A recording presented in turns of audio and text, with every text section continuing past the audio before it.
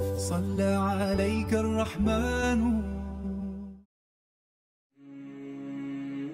اچھا، اب یہاں پر جب ہمارا اس پہ ہم بات کرتے ہیں اکثر اوقات یعنی ہمارے کچھ لوگوں کی طرف سے یہ بھی سوال آتا ہے کہ دیکھیں جس طرح ہم باقی مذاہب کے لوگ ہوتے ہیں ان کو ہم لوگ سپیس دے دیتے ہیں، اور پاکستان کے اندر بھی ظاہری بات ہے ہم کسی کے اوپر کوئی یعنی ایک جو ان کا وکٹم کارڈ بھی آپ نے بات کی، وہ کہتے ہیں جی ہمیں ہماری جانوں کو خطرہ ہے، ہماری جانوں کو خطرہ ہے. سوال یہ کیا جانوں کو خطرہ ہے؟ کیا ہمارا دین ہمیں یہ سکھاتا ہے کہ آپ اگر فار ایگزامپل کسی کو اگر آپ نان مسلم سمجھتے ہو تو اس کو پکڑ کے اس کی گردنیں اڑانا شروع کر دو یا اس کو مارنا شروع کر دو؟ اس پہ بھی ذرا تھوڑی سی وضاحت کیجیے گا. دیکھیں اس میں تو ضیاء بھائی بالکل جو ہے نا کوئی دو رائے نہیں ہے اس بات کے اوپر کہ دیکھیں یہ جو قانون کے اپنے ہاتھ میں لینا اس کی تو کوئی گنجائش ہی نہیں ہے. ٹھیک ہے، دیر از نو سیکنڈ اوپینین. ٹھیک ہے جی، وہ تو جو اس ملک کا قانون ہے اس کے مطابق معاملات ہوں گے. سویلینز کو معاملات کو اپنے ہاتھ میں لینے کا اسلام نے اختیار ہی نہیں دیا. یہ تو بات بالکل ادھر ہو گئی. اچھا، اس کے بعد جو آپ نے بات کی ہے نا ضیاء بھائی، ہم نے تینوں طرح کے کیسز دیکھے ہیں. یعنی جہاں پہ بیوی ادھر احمدیت کی طرف سے تھی، شوہر سنی تھا، وہاں بھی آپ والے مسائل پیدا ہوئے. جب اولاد ہوئی تو وہی اب یہ کدھر جائے گی؟ کیونکہ جماعت احمدیہ کے اندر ایک بڑا اسٹرانگ سسٹم ہے، وہ آپ کو ایسے جکڑتا ہے نا کہ پھر یہ اتنا آسان نہیں ہے کہ آپ اس میں سے نکل جائیں. لہٰذا آپ کو سٹیپ لینے سے پہلے یہ تمام باتیں سوچنی پڑیں گی. اچھا، اس کے بعد ہم نے زیادہ وہ مثالیں بھی دیکھی ہیں جہاں پہ ماں اور باپ دونوں ادھر کے ہی تھے، لیکن اب بچی یا بچہ وہ نکل چکے ہیں ذہنی طور پہ. خاص طور پہ مسئلہ بنتا ہے بچیوں کا، اور خاص طور پہ ان بچیوں کا جو بھی ان میریڈ ہیں اور ڈیپینڈنٹ ہیں. مجھے ایک سسٹر نے فون کیا، اس نے کہا کہ اس طرح وہ ابراڈ رہتی ہے. اس نے کہا کہ میرے جو والد ہیں وہ تو کنفرم جماعت سے ہیں. وہ کہتی والدہ کہ مجھے آج تک نہیں پتا کہ وہ ہیں کہ نہیں ہیں. ابھی وہ کہتی ہے میرے والد نے کہا ہے کہ I will not support you any further if you don't get sign the pledge in جماعت احمدیہ. اور وہ چونکہ بچی ماشاءاللہ درست عقائد پہ ہے اور پریکٹسنگ ہے، اس نے کہا مجھے کیا کرنا ہے. میں نے کہا دیکھیں بہتر یہ ہے کہ آپ جہاں پہ رہ رہی ہیں نا وہاں پہ لوکل جو مسجد ہے، جو کمیونٹی ہے، اب وہاں پہ جا کے اپنی ساری بات فیس ٹو فیس رکھیں. اس میں تو کیا آن لائن آپ کتنی کو بات کسی کی جان سے سمجھ سکتے ہیں، تو میں وہ آپ کو بہتر گائیڈ کریں گے. لیکن مثال اس لیے دی ہے، یہ والے کیسز بھی موجود ہیں.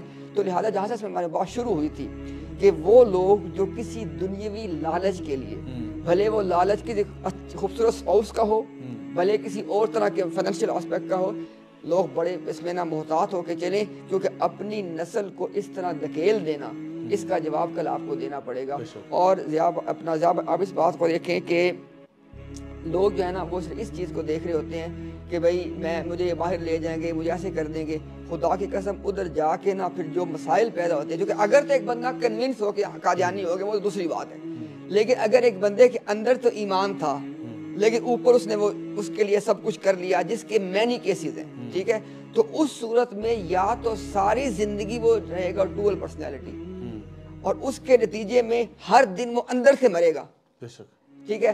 اور اگر چھوڑے گا تو پھر ویسے مرے گا، کیونکہ اسپاؤس اس کا جائے گا، بچے بھی اس کے جانے کے ہائی چانسز ہیں. تو پھر کیا کرے گا؟ لہٰذا پہلے سوچ لیں، کیونکہ ابھی یہ چیزیں ہو رہی ہیں جو جتنی میں نے باتیں کی نا سر، یہ ساری کی ساری باتیں ہو رہی ہیں. صحیح کہہ رہے ہیں آپ. نہیں واقعی میں یہ بڑا آپ نے بہت کامن ایسے ایسپیکٹس کو ریز کیے جو کہ واقعی میں ان کو بھی پتہ ہے، جماعت کے اندر جو لوگ ہیں ان کو بہت اچھی طرح پتہ ہے کہ جب یہ اس طرح کی سچویشنز آتی ہیں تو کیا معاملات ہوتے ہیں. امتیاز بھائی آخر میں چاہوں گا کہ آپ مبارک ثانی کیس کے بارے میں، کیونکہ یہاں پہ پاکستان کے اندر یہ کیس بہت اس کے بارے میں بہت بات ہوئی، کافی کنٹروورسی کریٹ ہوئی، ججمنٹس آئیں، یہاں پہ لوگ بہت اشتعال میں آئے، بہت سارے معاملات ہوئے. اس کے بارے میں تھوڑا سا گائیڈ کیجیے گا کہ اصل میں یہ کیس کی کیا معاملات تھے اور اس کو آپ کس نگاہ میں دیکھتے ہیں. اصل میں نا ضیاء بھائی بات وہ آ جاتی ہے کہ لوگوں کو اصل میں پتہ نہیں ہے. لوگ کہتے ہیں کہ دیکھو بھائی جو ہمارے کچھ طبقات یہ سمجھتے ہیں کہ دیکھو جی ان کو مطلب آپ کیوں ان کو الاؤ نہیں کرتے کہ ان کا مذہب ہے اس کی وہ پریکٹس کریں. بھائی وہ یہ نہیں کہتے کہ ہمارا ایک مذہب ہے اس کی ہم پریکٹس کریں، وہ کہتے ہیں ہم مسلمان ہیں اور تم نہیں ہو. اور دوسری بات اگر وہ نہیں، ہم تو نہیں کہتے تم نہیں ہو، ہم تو یہ نہیں کہتے.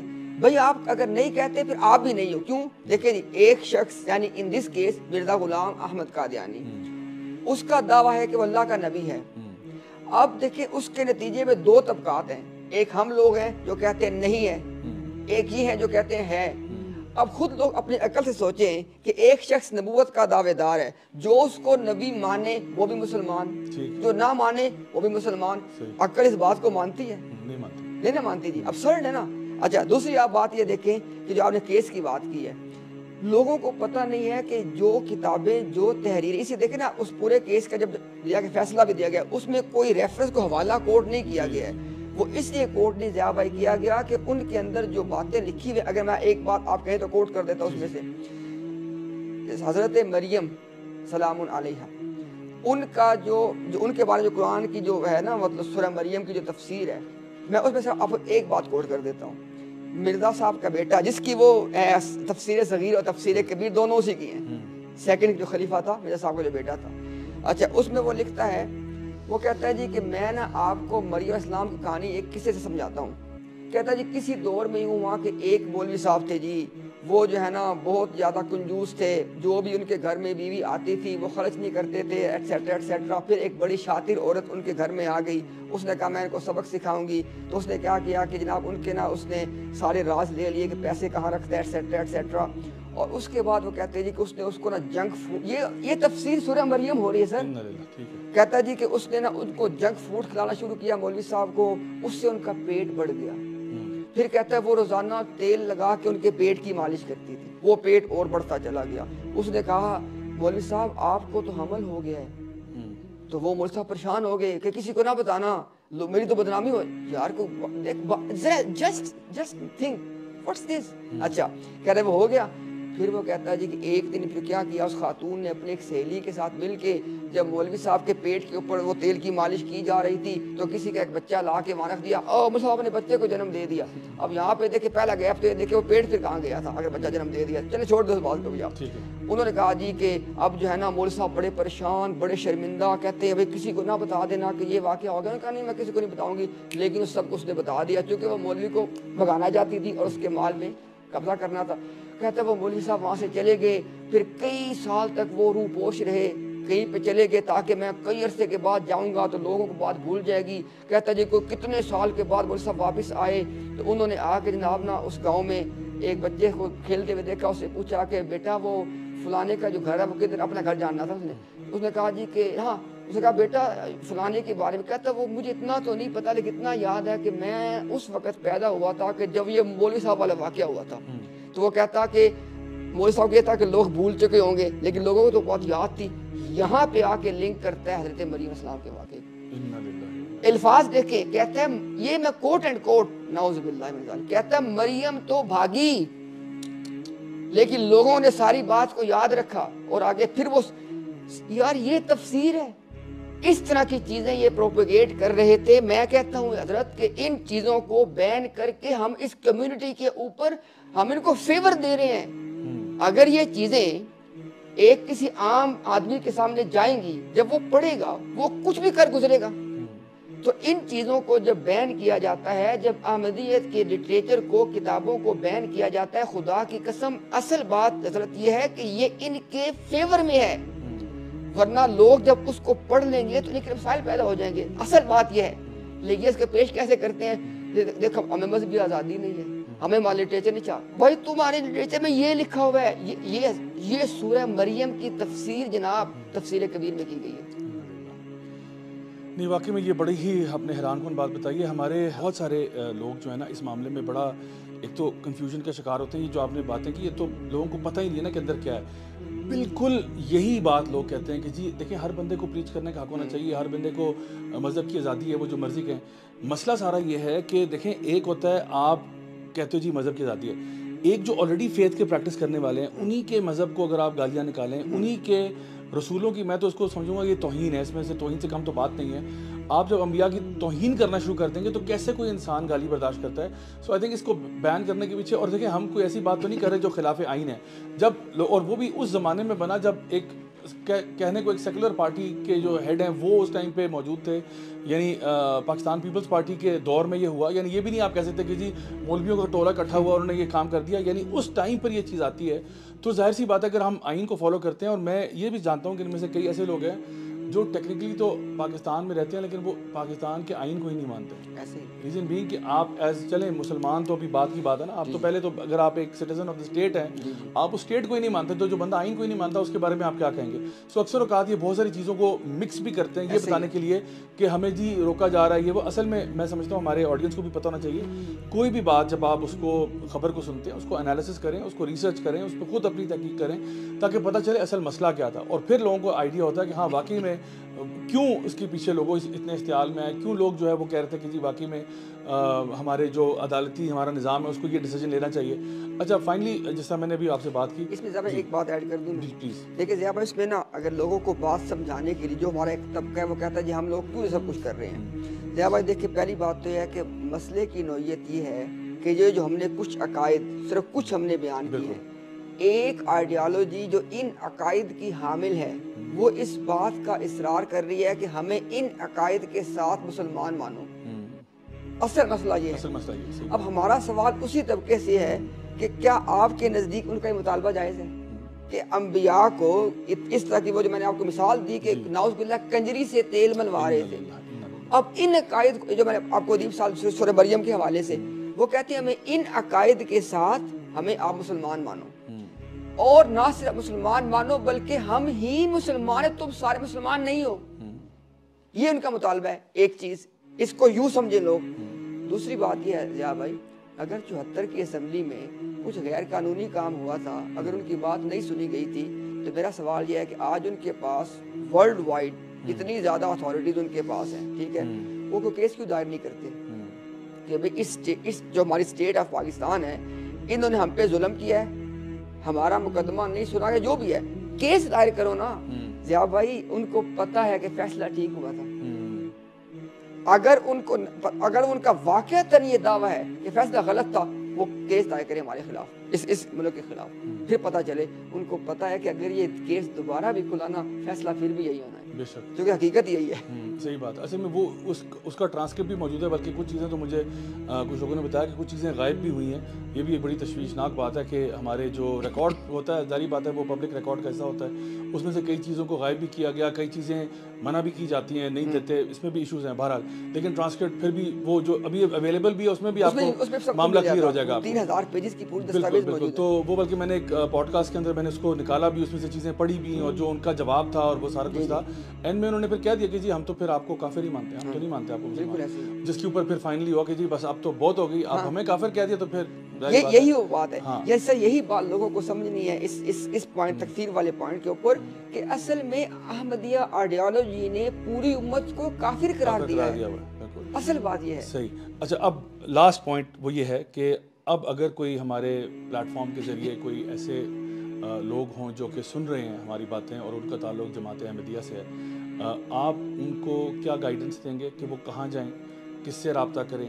ظاہر سی بات ہے ان کے لیے آسان نہیں ہے, بہت مشکل ہے to leave your faith and come to another faith, اور اس سے نکلنا.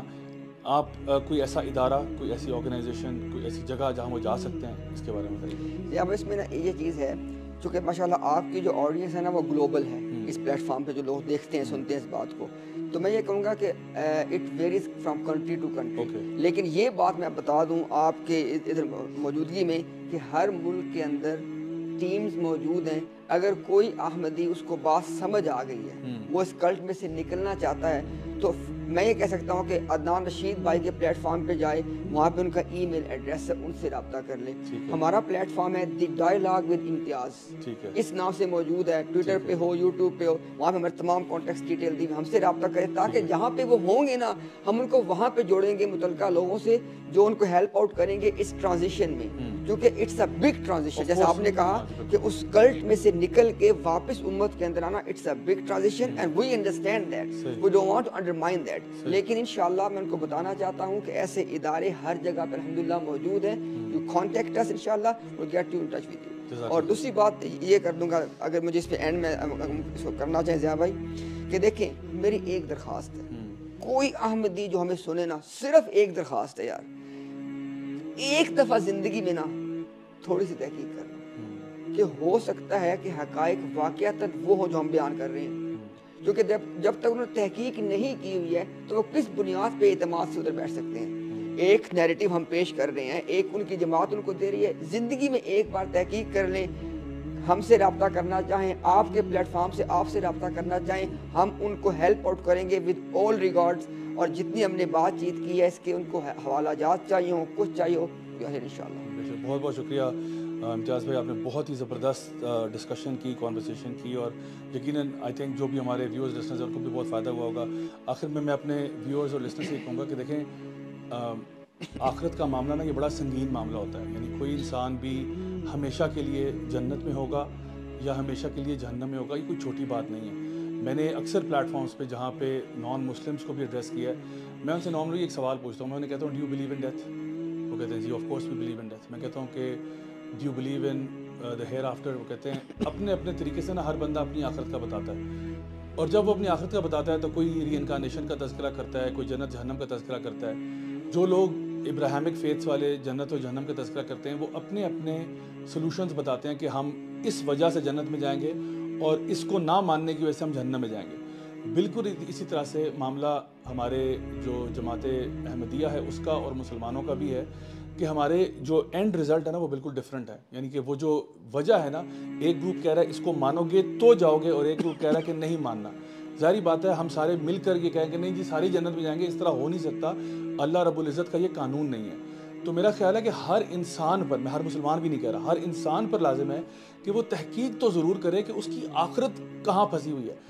آپ اتنا بڑا گیمبل کیسے کر سکتے ہو کہ آپ کہتے ہو میں جس فیملی میں پیدا ہوا میں لگتا ہے بہترین سیلویشن کے ساتھ اور آخرت کی کنجیاں لے کر پیدا ہوں. کیسے آپ یہ کر سکتے ہو؟ ہر بندے کو چاہیے کہ وہ تحقیق تو ضرور کرے کہ وہ جس فیتھ پر ہے کیا اس فیتھ کے اندر کوئی جان بھی ہے یا نہیں ہے. ہمارا آج کا مقصد صرف اتنا تھا کہ آپ کو سوچنے پر مجبور کریں. جو بھی بات یہاں پہ ہوئی ہے آپ خود سے اس کو فیکٹ چیک کریں. ہماری بات مت مانیں, جو ہم نے کہا آپ اس کو زیرو کر دیں, لیکن کم از کم جو باتیں ہوئی ہیں ان کو آپ ضرور اپنے طور پہ ریسرچ کریں. ہماری دعا ہے انشاءاللہ الرحمن اللہ تعالیٰ آپ کو ضرور ہدایت پر لے کے جائے گا. جیسا کہ عیسیٰ علیہ السلام کے ساتھ ایک کال بائبل میں منسوب ہے کہ seek the truth and it will set you free. بالکل اسی طرح سے ہمیں پتہ ہے کہ اللہ سبحانہ تعالیٰ کا بھی ایک قانون ہے کہ جو شخص اللہ سبحانہ تعالیٰ کی طرف ایک قدم لے کر آتا ہے اللہ اس کی طرف 10 لے کر آتا ہے. جو اللہ کی طرف چل کے آتا ہے اللہ اس کی طرف دوڑ کے آتا ہے. آپ نے صرف وہ کوشش کرنی ہے, وہ ایفرٹ کرنا ہے, باقی سارا معاملہ اللہ تعالیٰ آپ کے لیے آسان کرے گا. تو بہت بہت شکریہ ونس اگین امتیاز بھائی, آپ یہاں پہ آئے, آپ نے اتنا ٹائم دیا.